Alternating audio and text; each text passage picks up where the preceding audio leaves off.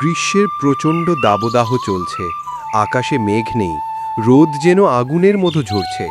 মাঠের ঘাস পুড়ে হলদে, পুকুর শুকিয়ে ফেটে গেছে। গাছের পাতাগুলো ধুলায় ঢাকা, চারদিকে হাহাকার। এই রকম এক দুপুরে এক কালো কাক উড়ছিল আকাশে। তার গলা শুকিয়ে কাঠ, পিপাসায় জিভ শুকিয়ে গেছে। সে এক গ্রাম থেকে আরেক গ্রাম উড়ে বেড়াচ্ছে, কিন্তু কোথাও এক ফোঁটা পানিও পাচ্ছে না। কখনো শুকনো খাবের ধারে বসছে, কখনো খোঁজ নিচ্ছে মানুষের আঙিনায় রাখা কলসির, কিন্তু সবই ফাঁকা। সূর্যের তাপে তার ডানা ভারী হয়ে উঠেছে, বুট ধড়ফড় করছে।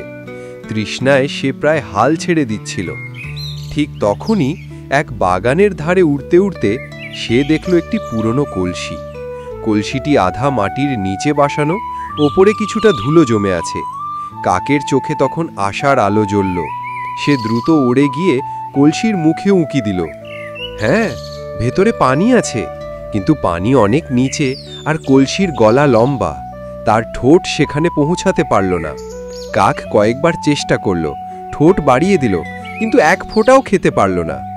গরমে শরীরটা জ্বলে যাচ্ছে, কিন্তু কাক হাল ছাড়ল না।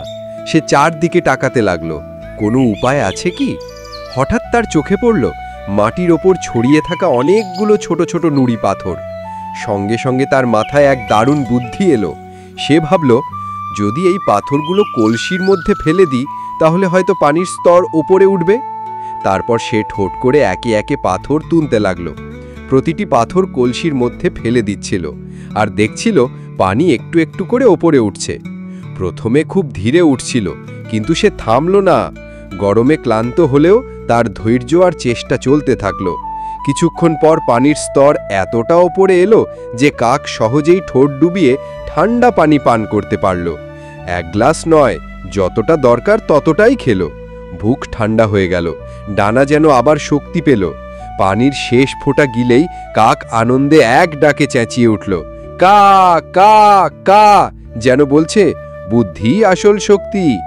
তারপর সে গাছের শাখায় একটু বিশ্রাম নিল। ঠান্ডা বাতাস গায়ে এসে লাগলো, আর মনটা খুশিতে ভরে গেল। কিছুক্ষণ পর সে আবার উড়ে গেল নীল আকাশের দিকে, নতুন শক্তি, নতুন আশা নিয়ে।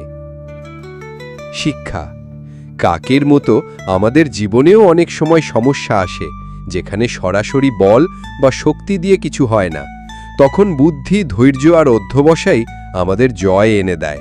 প্রতিটি ছোট চেষ্টা, প্রতিটি ধৈর্যের ফোঁটা মিলিয়ে বড় ফল এনে দেয়।